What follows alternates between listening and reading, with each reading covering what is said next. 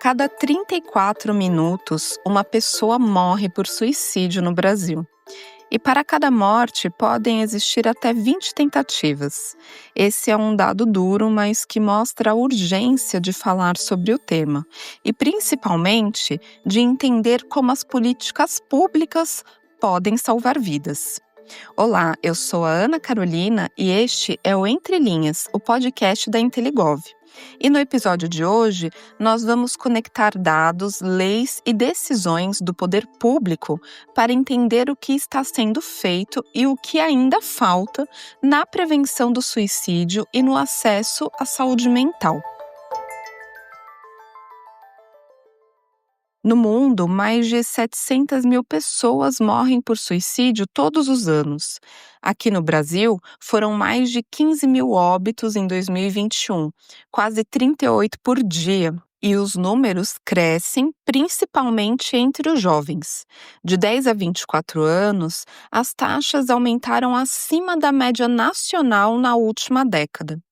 Quando olhamos para o perfil, os homens representam a maioria das mortes, enquanto as mulheres registram mais tentativas que não chegam a óbito.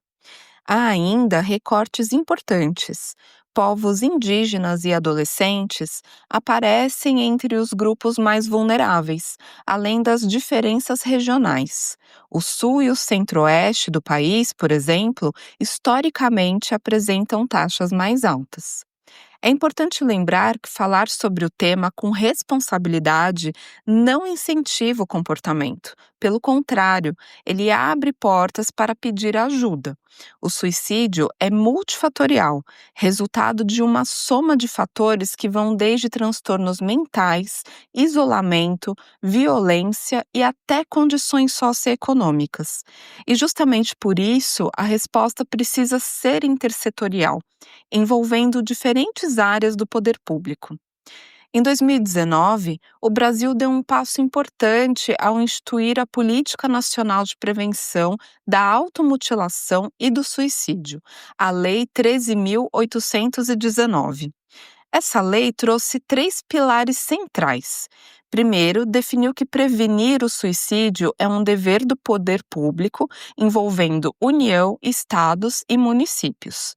Segundo, tornou obrigatória a notificação de violência autoprovocada pelos serviços de saúde, ou seja, tentativas de suicídio e automutilação devem ser registradas, o que alimenta os sistemas de informação e ajuda a planejar as políticas públicas com base em evidências. E terceiro, incorporou oficialmente um Serviço Nacional de Apoio por Telefone, o número 188. No ano seguinte, o Decreto 10.225 criou o Comitê Gestor dessa política, reunindo saúde, educação, assistência e direitos humanos para planejar e articular ações conjuntas. E por que isso é relevante? Porque sem dados notificados, nós não enxergamos a dimensão do problema. Sem governança, a política vira apenas uma campanha de calendário e sem um canal nacional, a pessoa em crise fica sem uma porta de entrada. Falando em porta de entrada, o 188 é hoje um dos recursos mais importantes da política pública. O número conecta quem precisa ao CVV, o Centro de Valorização da Vida. Funciona 24 horas por dia, gratuitamente, com sigilo e escuta acolhedora. O serviço é feito por voluntários treinados e já realiza milhões de atendimentos por ano. Não substitui tratamento, mas interrompe a solidão do momento crítico e muitas vezes encaminha para a rede de saúde. E que rede é essa? É o RAPS, a Rede de Atenção Psicossocial do SUS, que inclui os CAPs, que são os Centros de Atenção Psicossocial, além de leitos em hospitais gerais, residências terapêuticas, unidades de acolhimento e serviços de emergência. Nos últimos anos, o Ministério da Saúde aumentou o orçamento e habilitou novos serviços e leitos, retomando a expansão da rede. A ideia é aproximar o cuidado do território e reduzir filas, já que em muitos municípios menores o acesso a psicólogos e psiquiatras ainda é difícil. O executivo tem atuado também em áreas específicas, como a segurança pública.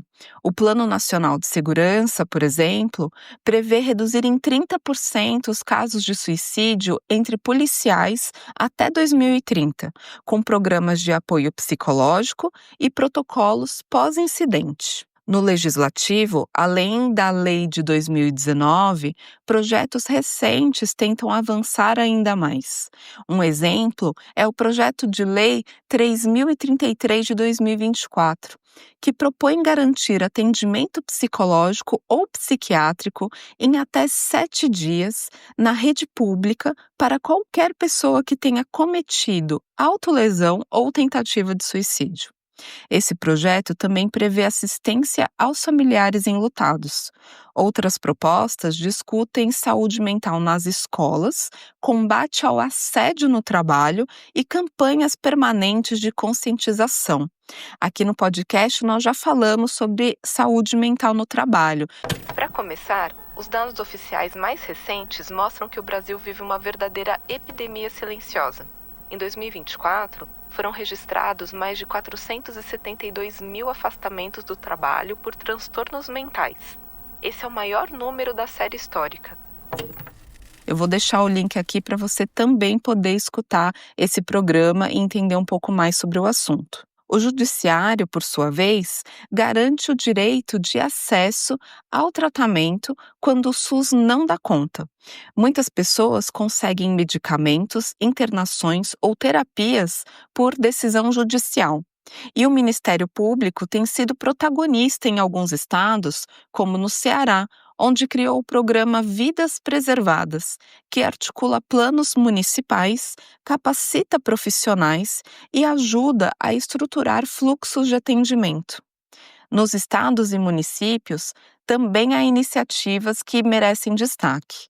O Rio Grande do Sul mantém, desde 2017, um Comitê Estadual de Promoção da Vida e Prevenção do Suicídio, que reúne várias secretarias. O Ceará aprovou um plano estadual até 2027, com metas claras de redução. Em São Paulo, uma lei municipal de 2019 criou um programa de prevenção voltado a jovens e adolescentes nas escolas, com capacitação de professores e campanhas de informação. E cidades menores têm desenvolvido seus planos locais, muitas vezes com o apoio dos ministérios públicos estaduais. Mesmo com tantos avanços, ainda existem gargalos. A dificuldade de acesso a profissionais especializados, a demora para conseguir atendimento, o estigma que impede muitas pessoas de buscar ajuda e a necessidade de manter o orçamento contínuo para a saúde mental. Superar esses desafios exige investimento, integração entre políticas públicas e avaliação constante do que funciona em cada contexto. Para resumir, os dados importam porque sem medir não há como agir. A rede importa porque um canal de apoio precisa estar conectado ao cuidado contínuo. A integração entre os poderes fortalece a política e garante recursos. E cada conversa importa, porque falar com responsabilidade protege. Se você ou alguém próximo precisar de ajuda, ligue 188. O serviço é gratuito, funciona 24 horas por dia e garante sigilo absoluto. No SUS, procure a unidade de saúde mais próxima, peça orientação sobre o CAPS do seu território e, em caso de crise, vá até uma emergência. Esse foi mais um episódio do Entre Linhas. No próximo programa da série do Setembro Amarelo, nós vamos falar sobre saúde mental nas escolas, o que já está previsto em lei, mas vamos saber um pouco mais sobre o que estados e municípios estão fazendo e como medir o impacto sem cair em soluções fáceis. Obrigado por nos escutar até aqui e eu te espero no próximo programa.